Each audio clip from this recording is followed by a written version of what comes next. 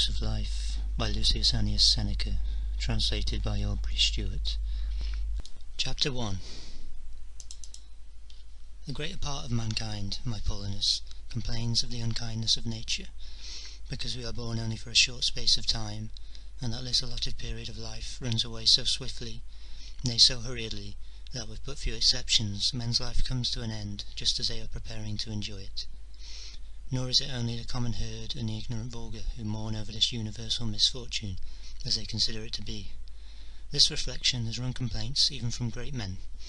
Hence comes that well-known saying of physicians, that art is long, but life is short. Hence arose that quarrel, so unbefitting a sage, which Aristotle picked with nature, because she had indulged animals with such length of days that some of them lived for 10 or 15 centuries, while man, although born for many and such great exploits, had the term of his existence cut so much shorter. We do not have a very short time assigned to us, but we lose a great deal of it. Life is long enough to carry out the most important projects. We have an ample portion if we do but arrange the whole of it aright, but when it all runs to waste through luxury and carelessness, when it is not devoted to any good purpose, then at the last we are forced to feel that it is all over, although we never noticed how it glided away. Thus it is, we do not receive a short life, but we make it a short one, and we are not poor in days, but wasteful of them. When great and king-like riches fall into the hands of a bad master, they are dispersed straightway, but even a moderate fortune, when bestowed upon a wise guardian, increases by use. And in like manner our life has great opportunities for one who knows how to dispose of it to the best advantage. Chapter 2. Why do we complain of nature? She has dealt kindly with us. Life is long enough if you know how to use it. One man is possessed by an avarice which nothing can satisfy, another by a laborious diligence in doing what is totally useless, another is sodden by wine, another is benumbed by sloth. One man is exhausted by an ambition which makes him court the goodwill of others, another, through his eagerness as a merchant, is led to visit every land and every sea by the hope of gain. Some are plagued by the love of soldiering, and are always either endangering other men's lives, or in trembling for their own. Some wear away their lives in that voluntary slavery, the unrequited service of great men. Many are occupied either in laying claim to other men's fortune, or in complaining of their own. A great number have no settled purpose, and are tossed from one new scheme to another by a rambling, inconsistent, dissatisfied, fickle habit of mind. Some care for no object sufficiently to try to attain it, but lie lazily, yawning until their fate comes upon them. So I cannot doubt the truth of that verse which the greatest of poets has dressed in the guise of an oracular response. We live a small part only of our lives. But all duration is time, not life. Vices press upon us and surround us on every side, and do not permit us to regain our feet, or to raise our eyes and gaze upon truth, but when we are down keep us prostrate and chained to low desires. Men who are in this condition are never allowed to come to themselves. If ever by chance they obtain any rest, they roll to and fro like the deep sea, which heaves and tosses after a gale, and they never have any respite from their lusts. Do you suppose that I speak of those whose ills are notorious? Nay, look at those whose prosperity all men run to see. They are choked by their own good things. To how many men do riches prove a heavy burden? How many men's eloquence and continual desire to display their own cleverness has cost them their lives? How many are sallow with constant sensual indulgence? How many have no freedom left them by the tribe of clients that surges around them? Look through all these, from the lowest to the highest. This man calls his friends to support him, this one is present in court, this one is the defendant, this one pleads for him, this one is on the jury, but no one lays claim to his own self. Every one wastes his time over someone else. Investigate those men whose names are in everyone's mouth. You will find that they bear just the same marks. A is devoted to B, and B to C. No one belongs to himself. Moreover, some men are full of most irrational anger. They complain of the insolence of their chiefs because they have not granted them an audience when they wished for it, as if a man had any right to complain of being so haughtily shut out by another, when he never has leisure to give his own conscience a hearing. This chief of yours, whoever he is, though he may look at you in an offensive manner, still will some day look at you, open his ears to your words, and give you a seat by his side. but you never designed to look upon yourself, to listen to your own grievances. You ought not, then, to claim these services from another, especially since, while you yourself were doing so, you did not wish for an interview with another man, but were not able to obtain one with yourself. Chapter 3. Were all the brightest intellects of all time to employ themselves on this one subject, they never could sufficiently express their wonder at this blindness of men's minds. Men will not allow any one to establish himself upon their estates, and upon the most trifling dispute about the measuring of boundaries, they betake themselves to stones and cudgels. That they allow others to encroach upon their lives, nay, they themselves actually lead others in to take possession of them. You cannot find any one who wants to distribute his money, yet among how many people does every one distribute his life? Men covetously guard their property from waste, but when it comes to waste of time, they are most prodigal of that of which it would become them to be sparing.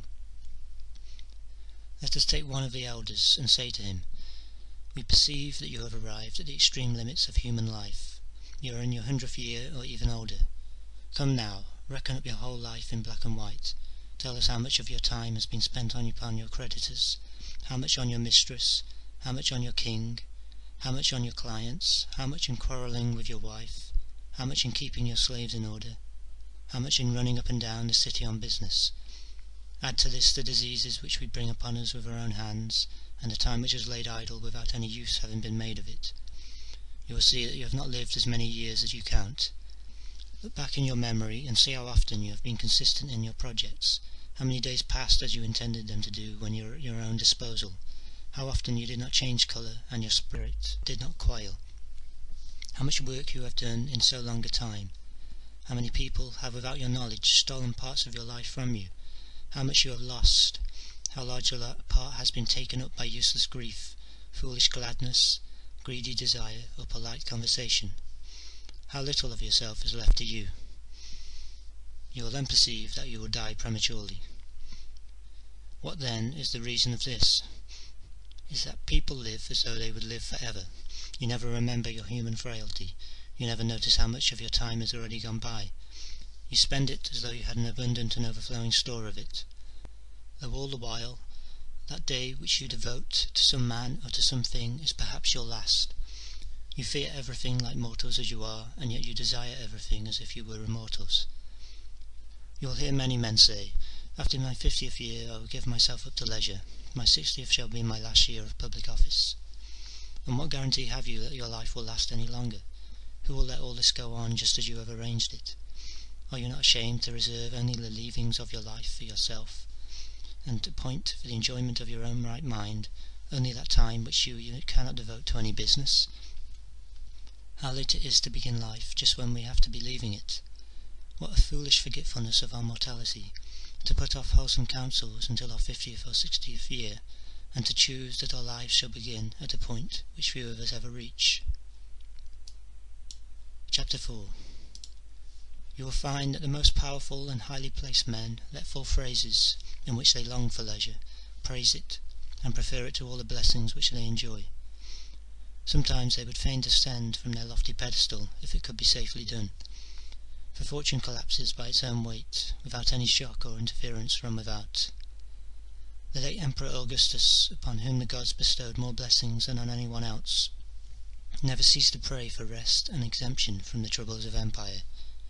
He used to enliven his labours with the sweet though unreal consolation that he would some day live for himself alone. In a letter which he addressed to the Senate, after promising that his rest shall not be devoid of dignity nor discreditable to his former glories, I find the following words: "These things, however, it is more honourable to do than to promise, but my eagerness for that time, so earnestly longed for, has led me to derive a certain pleasure from speaking about it, though the reality is still far distant." He thought leisure so important that though he could not actually enjoy it, yet he did so by anticipation and by thinking about it.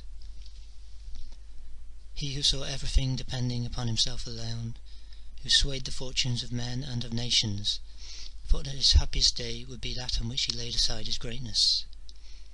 He knew by experience how much labour was involved in that glory that shone through all lands, and how much secret anxiety was concealed within it.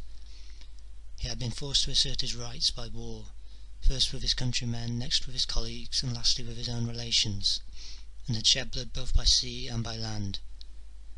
After marching his troops under arms through Macedonia, Sicily, Egypt, Syria, Asia Minor, and almost all the countries of the world, when they were weary with slaughtering Romans, he had directed them against a foreign foe, while he was pacifying the Alpine regions and subduing the enemies whom he found in the midst of the Roman Empire, while he was extending its boundaries beyond the Rhine, the Euphrates and the Danube, at Rome itself, the swords of Marina, Scipio, Lepidus, Ignatius, and others were being sharpened to slay him. Scarcely had he escaped from their plot, when his already failing age was terrified by his daughter, and all the noble youths who were pledged to her cause by adultery with her by way of oath of fidelity. Then there was Paulus and Antonius's mistress, a second time to be feared by Rome, and when he had cut out these ulcers from his very limbs, others grew in their place. The empire, like a body overloaded with blood, was always breaking out somewhere. For this reason he longed for leisure. All his labours were based upon hopes and thoughts of leisure. This was the wish of him who could accomplish the wishes of all other men. Chapter 5. While tossed hither and thither by Catiline and Clodius, Pompeius and Crassus, by some open enemies and some doubtful friends, while he struggled with the struggling republic and kept it from going to ruin, when at last he was banished, being neither able to keep silence in prosperity nor to endure adversity with patience, how often must Marcus Cicero have cursed that consulship of his, which he never ceased to praise, and which nevertheless deserved it. What piteous expressions he uses in a letter to Atticus when Pompeius the father had been defeated, and his son was recruiting his shattered forces in Spain. "Do you ask," writes he, "what I am doing here? I am living in my Tusculan villa almost as a prisoner." He adds more afterwards, wherein he laments his former life, complains of the present, and despairs of the future. Cicero called himself half a prisoner, but by Hercules, the wise man never would have come under so lowly a title. He never would be half a prisoner, but would always enjoy complete and entire liberty, being free in his own power and greater than all others. For what can be greater than the man who is greater than fortune? Chapter 6.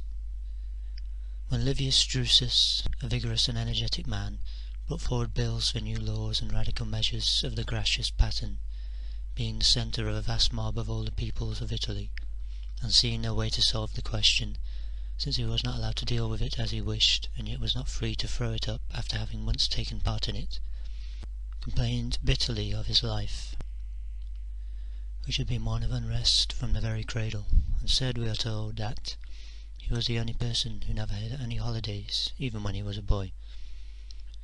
Indeed, while he was still under age and wearing the praetexta, he had the courage to plead the cause of accused persons in court, and to make use of his influence so powerfully that it is well known that in some cases his exertions gained a verdict. Where would such precocious ambition stop? You may be sure that one who showed such boldness as a child would end by becoming a great pest both in public and in private life. It was too late for him to complain that he had had no holidays, when from his boyhood he had been a firebrand and a nuisance in the courts. It is a stock question whether he committed suicide, for he fell by a sudden wound in the groin, and some doubted whether his death was caused by his own hand, though none disputed its having happened most seasonably. It would be superfluous to mention more who, while others taught them the happiest of men, have themselves borne true witness to their own feelings, and have loathed all that they have done for all the years of their lives.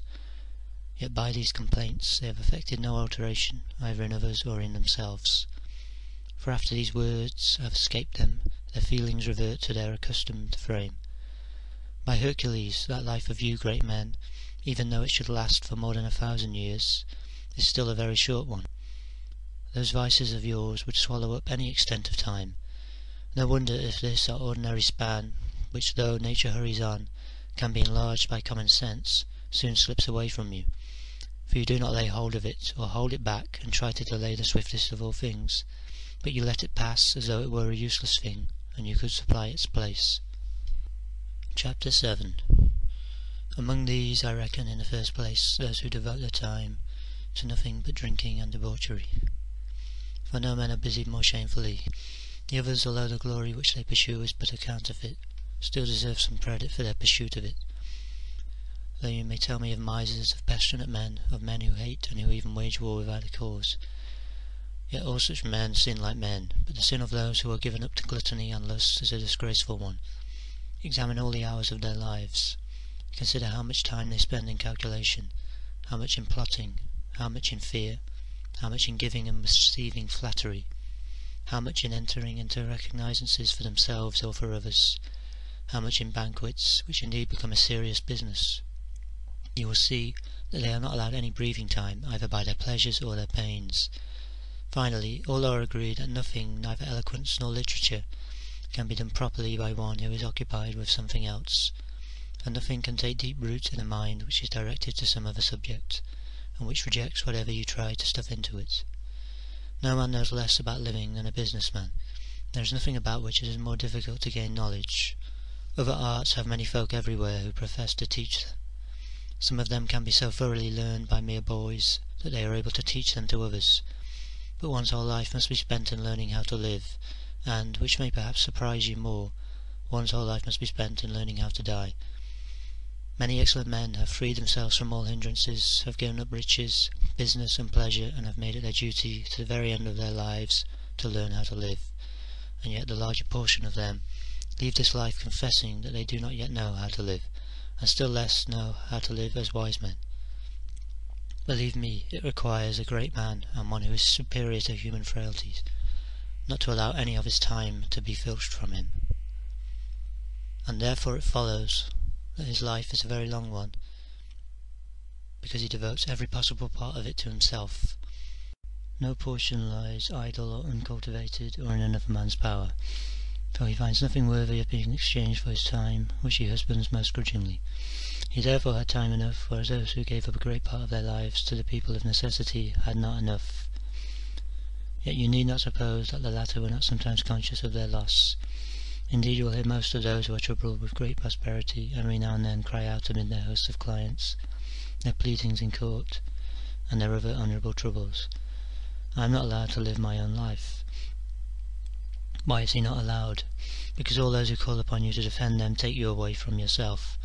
How many of your days have been spent by that defendant, by that candidate for office, by that old woman who is weary with burying her heirs, by that man who pretends to be ill in order to excite the greed of those who hope to inherit his property, by that powerful friend of yours who uses you to swell his train, not to be his friend? Balance your account and run over all the days of your life. You will see that only a very few days, and only those which were useless for any other purpose, have been left to you. He who has obtained the fasces for which he longed is eager to get rid of them, and is constantly saying, "When will this year be over?" Another exhibits public games, and once would have given a great deal for the chance of doing so, but now, when, says he, shall I escape from this? Another is an advocate who is fought for in all the courts, and who draws immense audiences, who crowd all the forum to far great distance, then they can hear him. When, says he, will vacation time come? Every man hurries through his life, and suffers from a yearning for the future and a weariness of the present. But he who disposes of all his time for his own purposes, who arranges all his days as though he were arranging the plan of his life, neither wishes for nor fears the morrow, for what new pleasure can any hour now bestow upon him?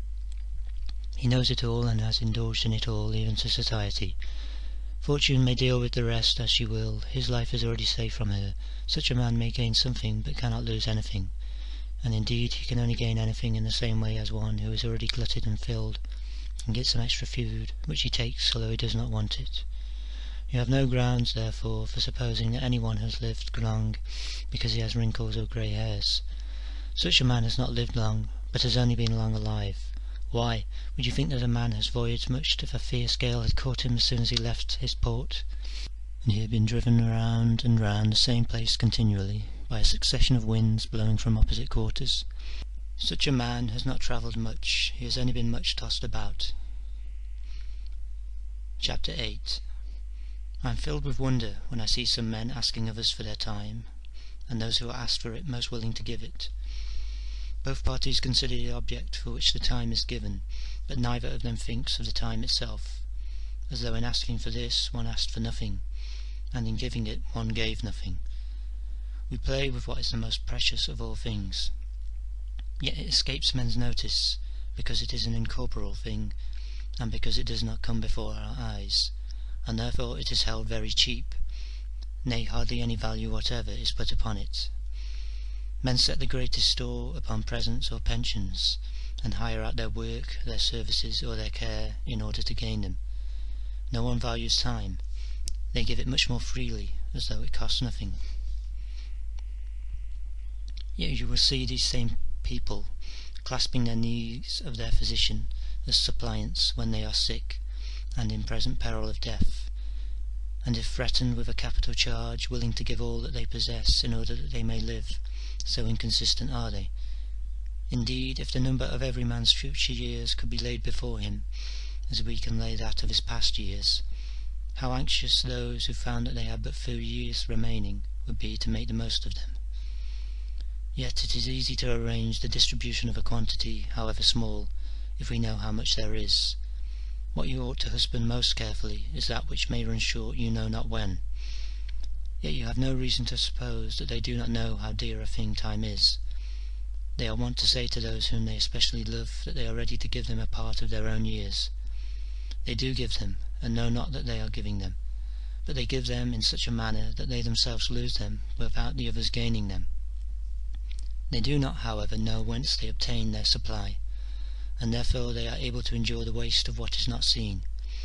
Yet no one will give you back your years, no one will restore them to you again. Your life will run its course when once it has begun, and will neither begin again or efface what it has done. It will make no disturbance, it will give you no warning of how fast it flies, it will move silently on, it will not prolong itself at the command of a king, or at the wish of a nation. As it started on its first day, so it will run, it will never turn aside, never delay. What follows then? Why? You are busy, but life is hurrying on. Death will be here some time or other, and you must attend to him, whether you will or no. Chapter 9. Can anything be mentioned which is more insane than the ideas of leisure of those people who boast of their worldly wisdom? They live laboriously, in order that they may live better. They fit themselves out for life at the expense of life itself, and cast their thoughts a long way forwards. Yet postponement is the greatest waste of life. It wrings day after day from us, and takes away the present by promising something hereafter. There is no such obstacle to true living as waiting, which loses today while it is depending on the morrow. You dispose of that which is in the hand of fortune, and you let go that which is in your own. Whither are you looking? Whither are you stretching forward? Everything future is uncertain. Live now, straight away. See how the greatest of bards cries to you, and sings in wholesome verse, as though inspired with celestial fire. The best of wretched mortals' days is that which is the first to fly. Why do you hesitate, says he, why do you stand back? Unless you seize it, it will have fled, and even if you do seize it, it will still fly. Our swiftness in making use of our time ought therefore to vie with the swiftness of time itself, and we ought to drink of it as we should of a fast-running torrent, which will not be always running. The poet, too, admirably satirises our boundless thoughts, when he says not the first age, but the first day. Why are you careless and slow while time is flying so fast, and why do you spread out before yourself a vision of long months and years, as many as your greediness requires? He talks with you about one day, and that a fast, fleeting one. There can, then, be no doubt that the best days are those which fly fast for wretched, that is, for busy mortals, whose minds are still in their childhood, when old age comes upon them, and they reach it unprepared and without arms to combat it. They have never looked forward, they have all of a sudden stumbled upon old age. They never noticed that it was stealing upon them day by day. That conversation or reading or deep thought deceives travellers, and they find themselves at their journey's end before they knew that it was drawing near. So in this fast and never-ceasing journey of life, which we make at the same pace whether we are asleep or awake, busy people never notice that they are moving, till they are at the end of it. Chapter 10. If I chose to divide this proposition into separate steps, supported by evidence, many things occur to me by which I could prove that the lives of busy men are the shortest of all. Fabianus, who was none of your lecture-room philosophers, but one of the true antique pattern, used to say, we ought to fight against the passions by main force, not by skirmishing, and upset their line of battle by a home charge, not by inflicting trifling wounds. I do not approve of dallying with sophisms. They must be crushed, not merely scratched. Yet in order that sinners may be confronted with their errors, they must be taught and not merely mourned for. Life is divided into three parts: that which has been, that which is, and that which is to come. Of these three stages, that which we are passing through is brief, that which we are about to pass is uncertain, and that which we have passed is certain. This it is over which fortune has lost her rights, and which can fall into no other man's power. And this is what busy men lose, for they have no leisure to look back upon the past, and even if they had, they take no pleasure in remembering what they regret. They are, therefore, unwilling to turn their minds to the contemplation of ill-spent time, and they shrink from reviewing a course of action whose faults become glaringly apparent when handled a second time, although they were snatched at when we were under the spell of immediate gratification. No one, unless all his acts have been submitted to the infallible censorship of his own conscience, willingly turns his thoughts back upon the past. He who has ambitiously desired, haughtily scorned, passionately vanquished, treacherously deceived, greedily snatched, or prodigally wasted much, must needs fear for his own memory. Yet this is a holy and consecrated part of our time, beyond the reach of all human accidents, removed from the dominion of fortune, and which cannot be disquieted by want, fear, or attacks of sickness. This can neither be troubled nor taken away from one. We possess it for ever undisturbed. Our present consists only of single days, and those too taken 1 hour at a time. But all the days of past times appear before us when bidden, and allow themselves to be examined and lingered over, albeit busy men cannot find time for so doing. It is the privilege of a tranquil and peaceful mind to review all the parts of its life, but the minds of busy men are like animals under the yoke, and cannot bend aside or look back. Consequently, their life passes away into vacancy, and as you do no good, however much you may pour into a vessel which cannot keep or hold what you put there, so also it matters not how much time you give men if it can find no place to settle in, but leaks away through the chinks and holes of their minds.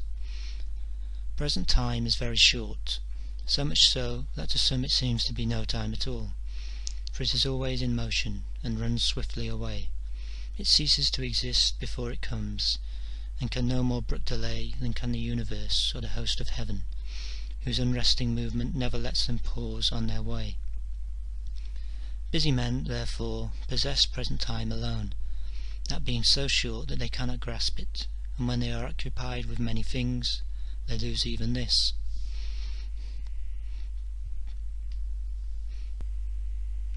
Chapter 11.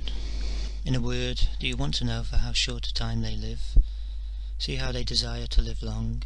Broken down old men beg in their prayers for the addition of a few more years. They pretend to be younger than they are. They delude themselves with their own lies, and are as willing to cheat themselves as if they could cheat fate at the same time. When at last some weakness reminds them that they are mortal, they die as it were in terror. They may rather be said to be dragged out of this life than to depart from it. They loudly exclaim that they have been fools and have not lived their lives, and declare that if they only survive this sickness they will spend the rest of their lives at leisure. At such times they reflect how uselessly they have laboured to provide themselves with what they have never enjoyed, and how all their toil has gone for nothing. But those whose life is spent without any engrossing business may well find it ample.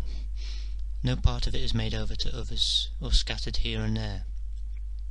No part is entrusted to fortune, is lost by neglect, is spent in ostentatious giving, or is useless. All of it is, so to speak, invested at good interest.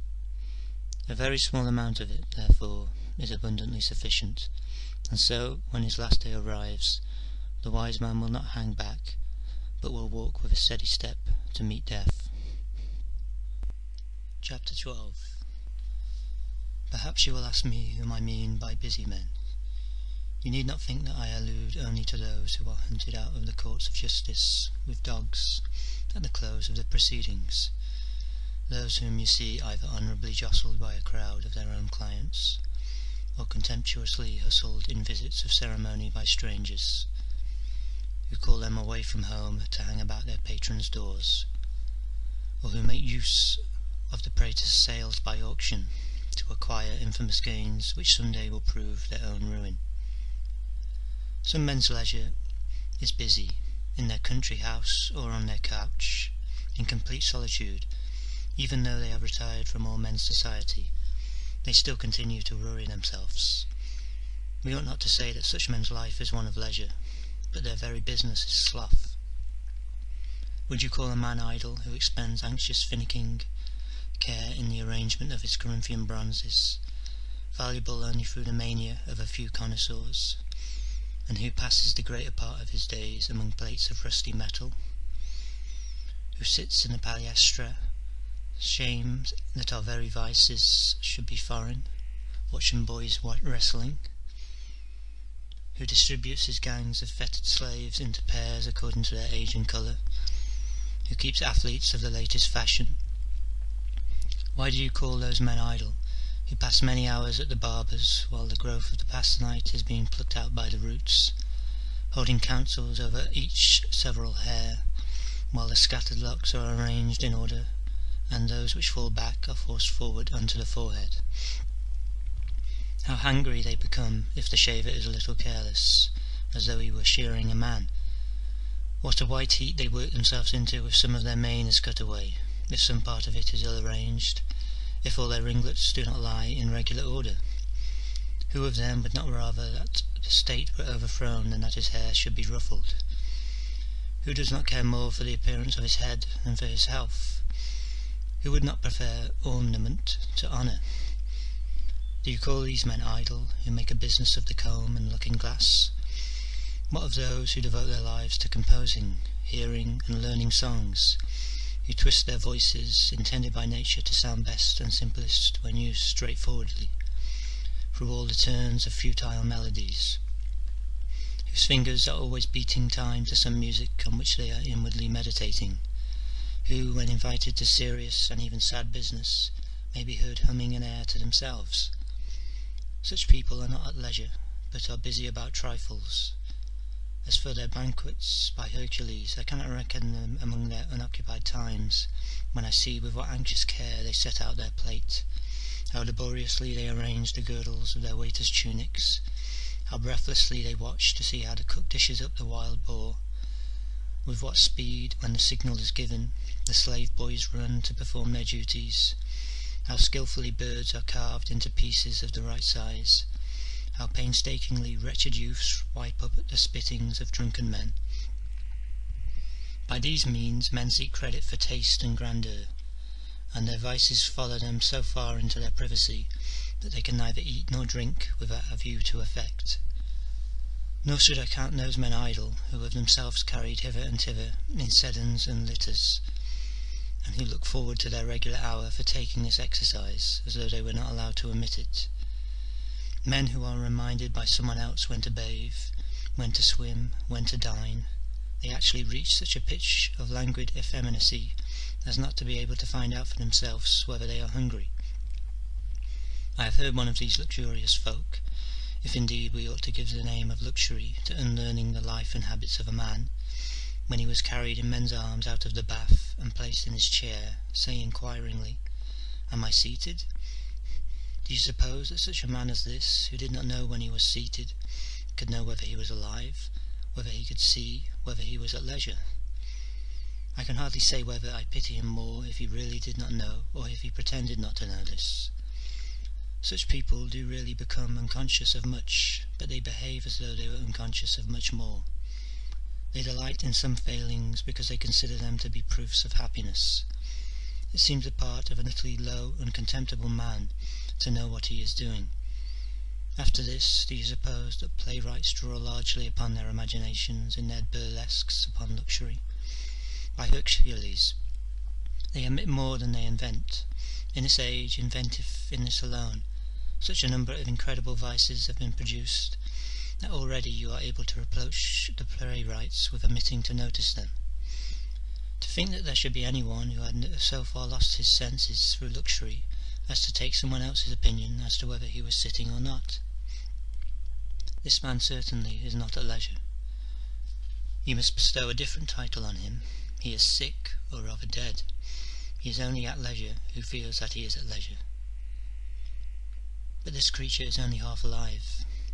If you want someone to tell him what position his body is in, how can such a man be able to dispose of any time? Chapter 13.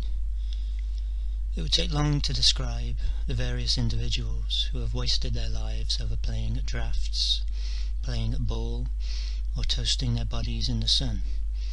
Men are not at leisure if their pleasures partake of the character of business, but no one will doubt that those persons are laborious triflers who devote themselves to the study of futile literary questions, of whom there is already a great number in Rome also. It used to be a peculiarly Greek disease of the mind to investigate how many rowers Ulysses had, whether the Iliad or the Odyssey was written first, and furthermore, whether they were written by the same author, with other matters of the same stamp, which neither please your inner consciousness if you keep them to yourself, nor make you seem more learned, but only more troublesome if you publish them abroad. See, already this vain longing to learn what is useless has taken hold of the Romans. The other day I heard somebody telling who was the first Roman general who did this or that. Duilius was the first who won a sea fight. Curius Dentatus was the first who drove elephants in his triumph. Moreover, these stories, though they add nothing to real glory, do nevertheless deal with the great deeds of our countrymen.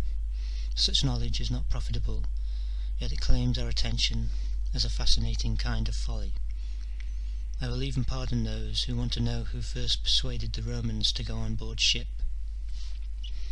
It was Claudius, who for this reason was surnamed Caudex, because any piece of carpentry formed of many planks was called caudex by the ancient Romans, for which reason public records are called codices, and by old custom the ships which ply on the Tiber with provisions are called codicaria. Let us also allow that it is to the point to tell how Valerius Corvinus was the first to conquer Messana, and first of the family of the Valerii transferred the name of the captured city to his own, and was called Messana, and how the people gradually corrupted the pronunciation and called him Messala.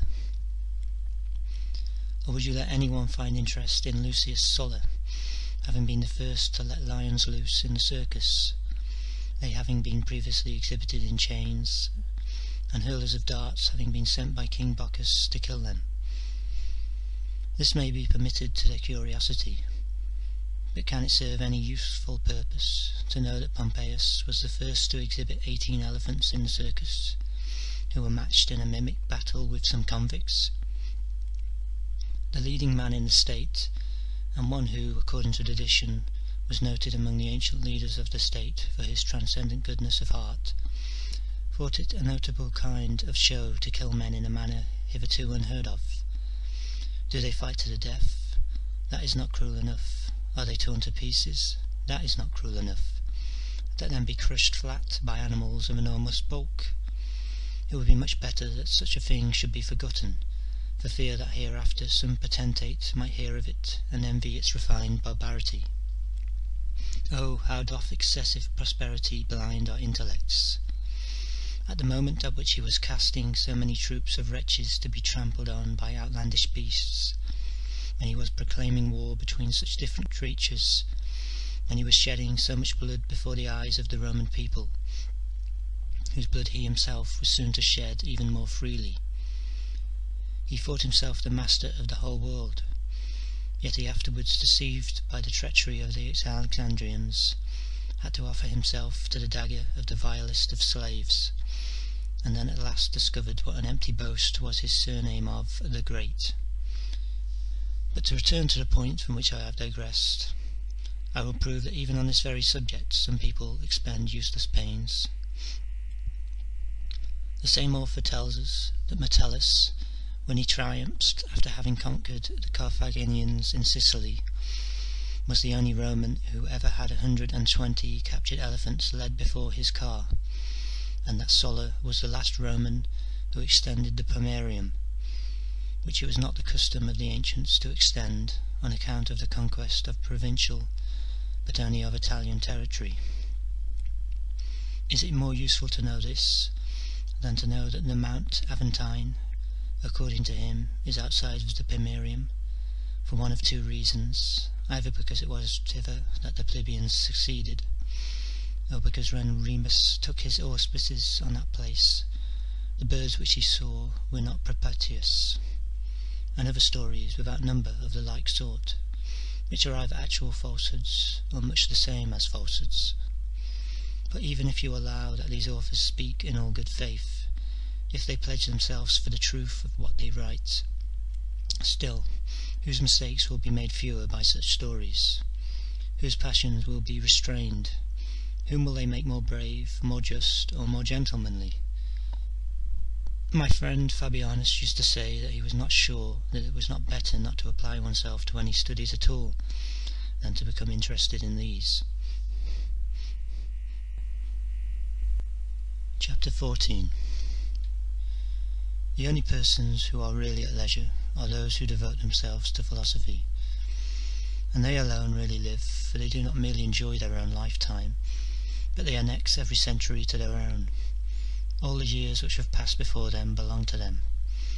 Unless we are the most ungrateful creatures in the world, we shall regard these noblest of men, the founders of divine schools of thought, as having been born for us, and having prepared life for us. We are led by the labour of others to behold most beautiful things which have been brought out of darkness into light.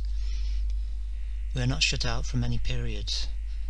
We can make our way into every subject, and if only we can summon up sufficient strength of mind to overstep the narrow limit of human weakness, we have a vast extent of time wherein to disport ourselves. We may argue with Socrates, doubt with Carneades, repose with Epicurus, overcome human nature with the Stoics, out-herd it with the Cynics. Since nature allows us to commune with every age, why do we not abstract ourselves from our own petty fleeting span of time, and give ourselves up with our whole mind to what is vast, what is eternal, what we share with better men than ourselves? Those who gad about in a round of calls, whose worry about themselves and others, after they have indulged their madness to the full, and crossed every patron's threshold daily, leaving no open door unentered, after they have hawked about their interested greetings in houses of the most various character, after all, how few people are they able to see out of so vast a city, divided among so many different ruling passions? How many will be moved by sloth, self-indulgence, or rudeness to deny them admittance? How many, after they have long plagued them, will run past them with feigned hurry? How many will avoid coming out through their entrance hall with its crowds of clients, and will escape by some concealed back door, as though it were not ruder to deceive their visitor than to deny him admittance? How many, half asleep and stupid with yesterday's debauch, can hardly be brought to return the greeting of the wretched man who has broken his own rest in order to wait on that of another, even after his name has been whispered to them for the 1000th time, save by a most offensive yawn of his half-opened lips? We may truly say that those men are pursuing the true path of duty, who wish every day to consort on the most familiar terms with Zeno, Pythagoras, Democritus, and the rest of those high priests of virtue, with Aristotle and with Theophrastus. None of these men will be engaged. None of these will fail to send you away after visiting him in a happier frame of mind, and on better terms with yourself. None of them will let you leave him empty-handed. Yet their society may be enjoyed by all men, and by night as well as by day. Chapter 15. None of these men will force you to die, but all of them will teach you how to die. None of these will waste your time, but will add his own to it. The talk of these men is not dangerous. Their friendship will not lead you to the scaffold. Their society will not ruin you in expenses. You may take from them whatsoever you will. They will not prevent you taking the deepest draughts of their wisdom that you please. What blessedness, what a fair old age awaits the man who takes these for his patrons! He will have friends with whom he may discuss all matters, great and small, whose advice he may ask daily about himself, from whom he will hear truth without insult, praise without flattery, and according to whose likeness he may model his own character. We are wont to say that we are not able to choose who our parents should be, but that they were assigned to us by chance. Yet we may be born just as we please. There are several families of the noblest intellects. Choose which you would like to belong to. By your adoption you will not receive their name only, but also their property, which is not intended to be guarded in a mean and miserly spirit. The more persons you divide it among, the larger it becomes. These will open to you the path which leads to eternity, and will raise you to a height from whence none shall cast you down.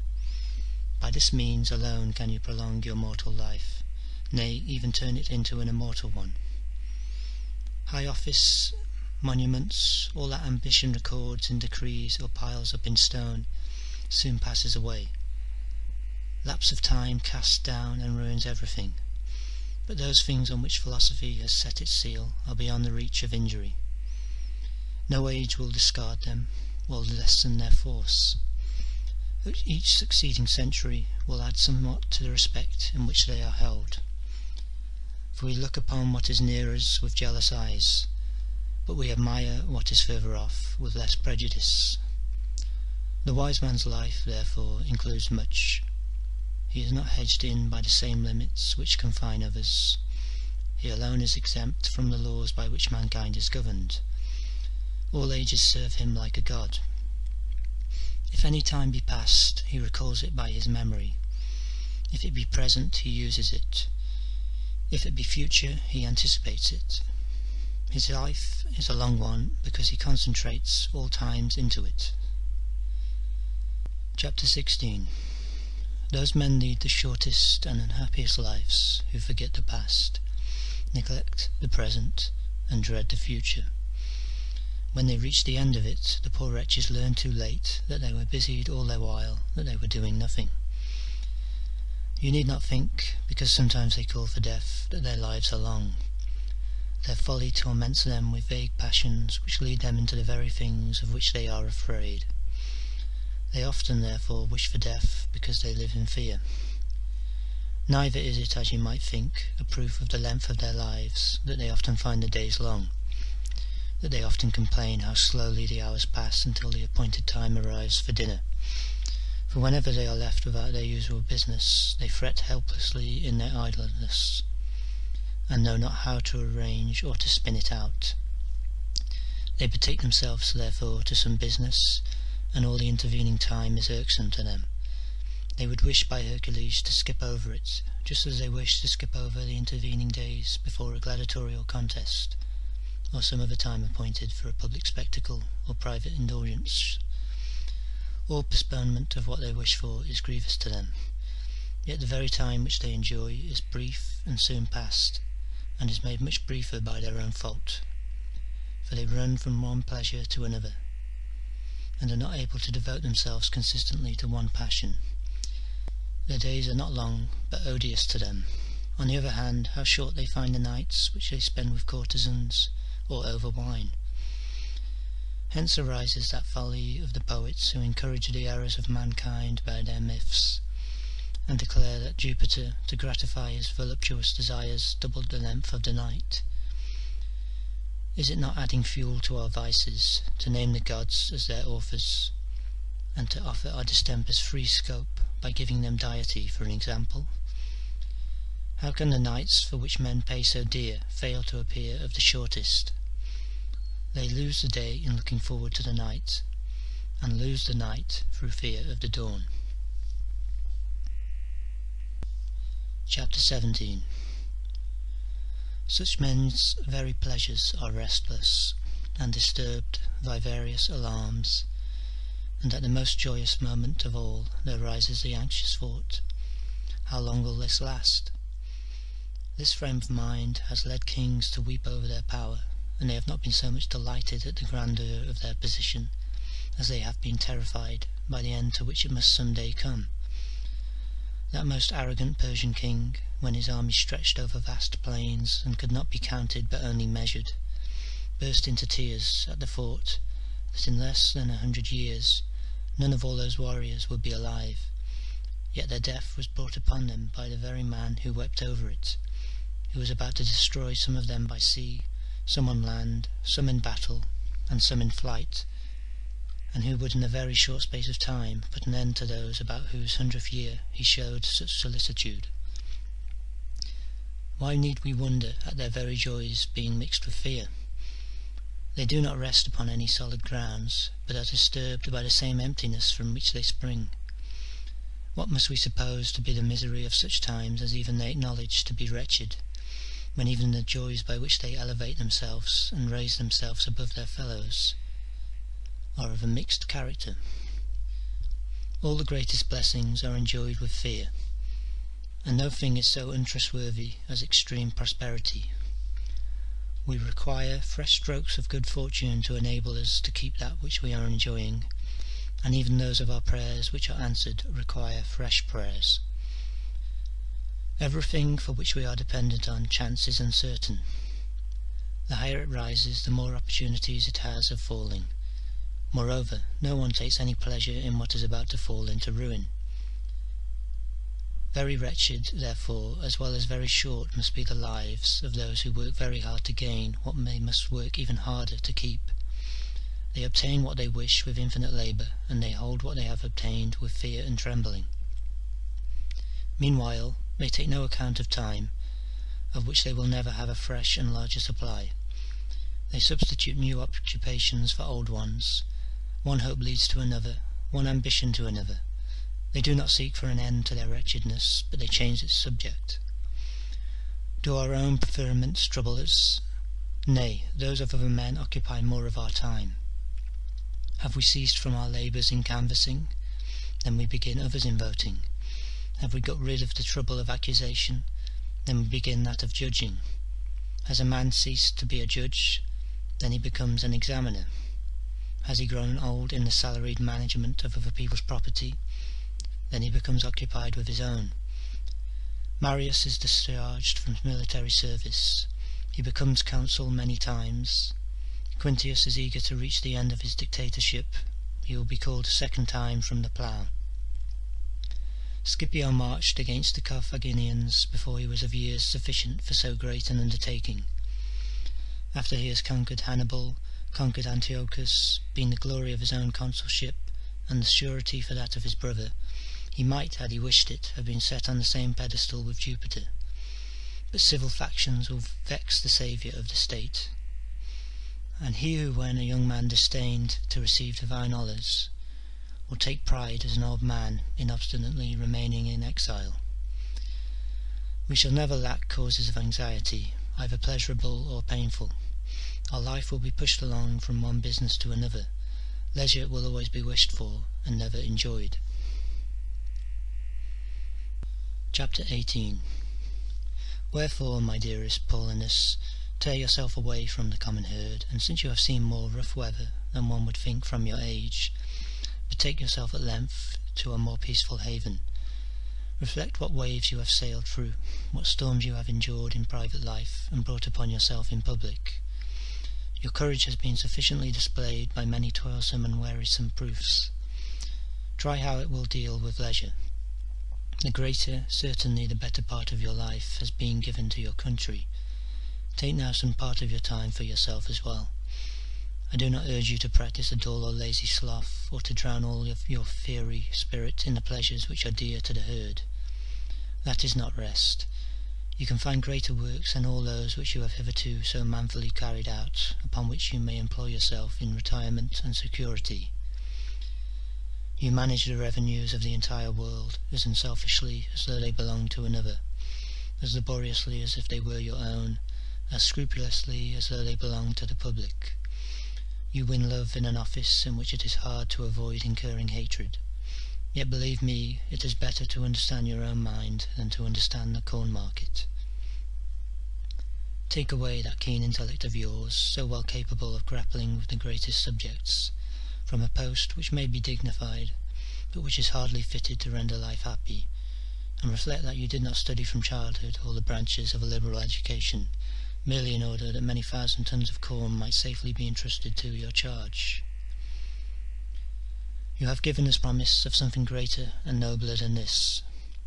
There will never be any want of strict economists or of laborious workers. Slow-going beasts of burden are better suited for carrying loads than well-bred horses, whose generous swiftness no one would encumber with a heavy pack. Think, moreover, how full of risk is the great task which you have undertaken. You have to deal with the human stomach. A hungry people will not endure reason, will not be appeased by justice, and will not hearken to any prayers. Only just a few days ago, when Caesar perished, grieving for nothing so much, if those in the other world can feel grief, as that the Roman people did not die with him. There was said to be only enough corn for 7 or 8 days' consumption. While he was making bridges with ships and playing with the resources of the empire, want of provisions, the worst evil that can befall even a besieged city, was at hand. His imitation of a crazy, outlandish, and misproud king very nearly ended in ruin, famine, and the general revolution which follows famine. What must then have been the feelings of those who had the charge of supplying the city with corn, who were in danger of stoning, of fire and sword, of Gaius himself?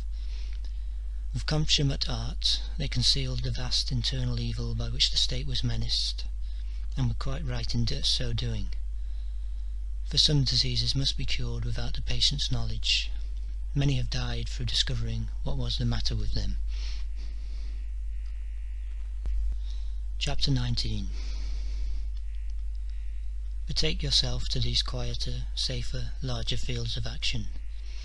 Do you think that there can be any comparison between seeing that corn is deposited in the public granary without being stolen by the fraud or spoilt by the carelessness of the importer, that it does not suffer from damp or overheating, and that it measures and weighs as much as it ought, and beginning the study of sacred and divine knowledge, which will teach you of what elements the gods are formed, what are their pleasures, their position, their form, to what changes your soul has to look forward, where nature will place us when we are dismissed from our bodies, what that principle is which holds all the heaviest particles of our universe in the middle, suspends the lighter ones above, puts fire highest of all, and causes the stars to rise in their courses, with many other matters full of marvels. Will you not cease to grovel on earth and turn your mind's eye on these themes? Nay, while your blood still flows swiftly, before your knees grow feeble, you ought to take the better path. In this course of life there await you many good things, such as love and practice of the virtues, forgetfulness of passions, knowledge of how to live and die, deep repose. The position of all busy men is unhappy, but most unhappy of all is that of those who do not even labour at their own affairs, but have to regulate their rest by another man's sleep, their walk by another man's pace, and whose very love and hate, the freest thing in the world, are at another's bidding. If such men wish to know how short their lives are, let them think how small a fraction of them is their own. Chapter 20. When therefore you see a man often wear the purple robes of office, and hear his name often repeated in the forum, do not envy him. He gains these things by losing so much of his life. Men throw away all their years in order to have 1 year named after them as consul. Some lose their lives during the early part of the struggle, and never reach the height to which they aspired. Some, after having submitted to 1,000 indignities in order to reach the crowning dignity, have the miserable reflection that the only result of their labours will be the inscription on their tombstone. Some, while telling off extreme old age, like youth, for new aspirations, have found it fail from sheer weakness amid great and presumptuous enterprises. It is a shameful ending when a man's breath deserts him in a court of justice, while, although well stricken in years, he is still striving to gain the sympathies of an ignorant audience for some obscure litigant. It is base to perish in the midst of one's business, wearied with living sooner than with working, shameful too to die in the act of receiving payments amid the laughter of one's long-expectant heir. I cannot pass over an instance which occurs to me. Tyrannius was an old man of the most painstaking exactitude, who, after entering upon his 90th year, when he had by Caesar's own act been relieved of his duties as collector of the revenue, ordered himself to be laid out on his bed and mourned for as though he were dead. The whole house mourned for the leisure of its old master, and did not lay aside its mourning until his work was restored to him. Can men find such pleasure in dying in harness? Yet many are of the same mind. They retain their wish for labour longer than their capacity for it, and fight against their bodily weakness. They think old age an evil for no other reason than because it lays them on the shelf. The law does not enrol a soldier after his 50th year, or require a senator's attendance after his 60th, but men have more difficulty in obtaining their own consent than that of the law to a life of leisure. Meanwhile, while they are plundering and being plundered, while one is disturbing another's repose, and all are being made wretched alike, life remains without profit, without pleasure, without any intellectual progress. No one keeps death well before his eyes. No one refrains from far-reaching hopes. Some even arrange things which lie beyond their own lives, such as huge sepulchral buildings, the dedication of public works, and exhibitions to be given at their funeral pyre, and ostentatious processions.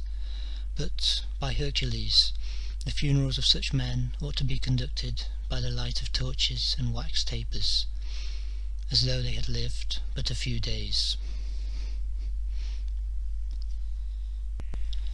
End of the Shortness of Life by Lucius Annius Seneca, translated by Aubrey Stewart.